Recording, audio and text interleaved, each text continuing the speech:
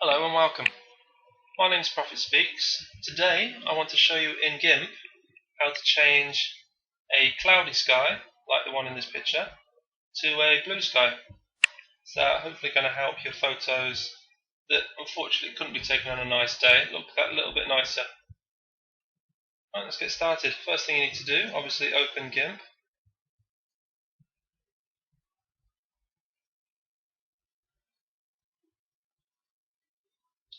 Okay, once you have the picture loaded into the program, what I want you to do first is create two new layers. The first one is going to be a duplicate of the original layer,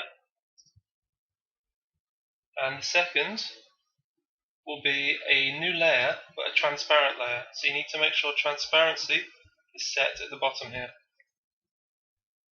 Okay. Now, once you have all the layers, you need to select background copy and go to colors and brightness contrast. What we need to do here, I'll just zoom in to show you, we need to make sure that the sky is completely white and trying to avoid losing too much detail on the top of the building here. Don't worry about the actual building itself, just where the building meets the sky. I mean, that's not too bad. Unfortunately, things like the aerials you see here, you're going to lose the detail there. If you want to, you can put them back in later. Okay, so once we've got all the sky completely white, you need to select the fuzzy select tool at the top here. Click on the sky, and then select new layer at the top there. We then need to select the gradient tool or the blend tool and change the foreground color to a kind of a blue sky blue color. If you want to take a note of this number, I've actually used this before. It's quite a nice color to use for the sky.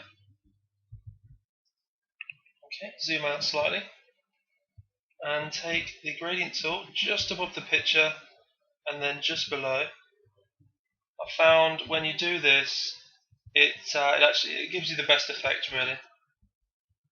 Okay, there we go. So that is the background color you see there.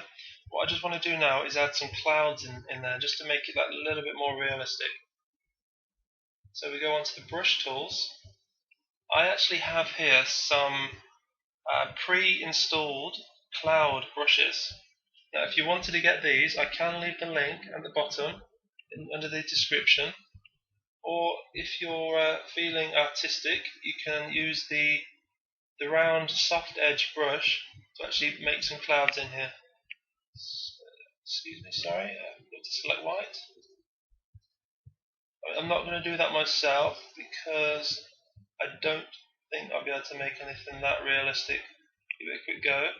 I would recommend, if you're going to try, possibly taking the opacity down and simply just working up in layers. And you should be able to get something that looks like a cloud. But as I say, I am going to be using the cloud preset brushes because they look awesome. Saves a lot of time. Now that's too high, that needs to be set to about 1 for this picture. Do bear with me, my computer is very slow. And as you should see, this will probably just be a one-click solution.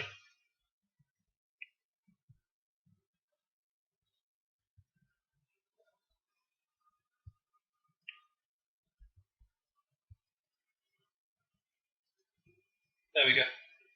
We now have clouds. Right, this is almost finished. What you need to do once the clouds are in place, delete the background copy layer. So we go to delete layer, and then we just need to change the foreground just to make it match the new setting. See, because it was taken on a cloudy day, so it's going to be a little bit darker than it should be. So I want to take the brightness up slightly, and I do like a bit of contrast in my pictures, so take that up as well. And then we need to go into curves, which is again in the colors menu. And for those who haven't used this before, The line here corresponds with these two bars, this one and the one on the left hand side here. So if you can drag this on any part of the line. Usually go from the middle. Further down it goes, the darker it gets. Further up, the lighter. And the colours are here. So I want slightly more red. That's too much.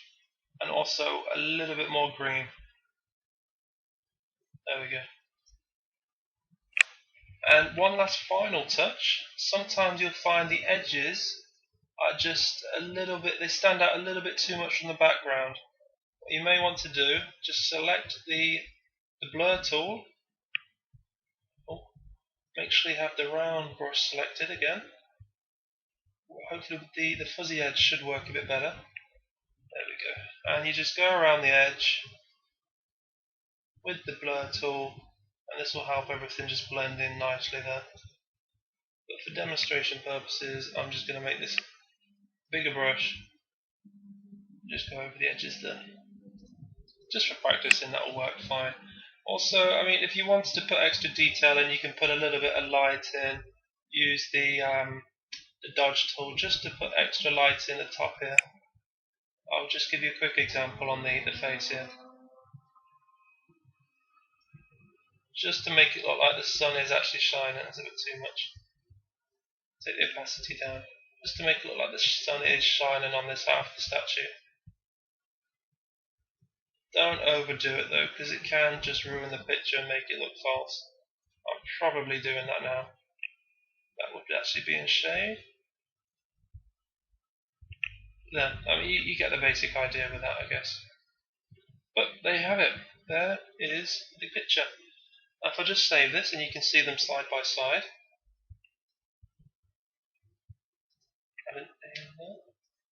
Should be fine. Save to desktop. Export. Save. Let's minimize this.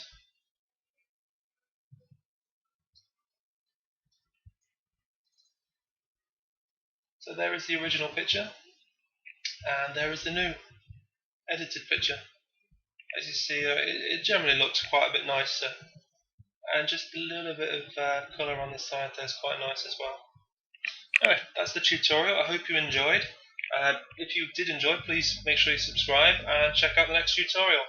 Thank you very much and have a good day.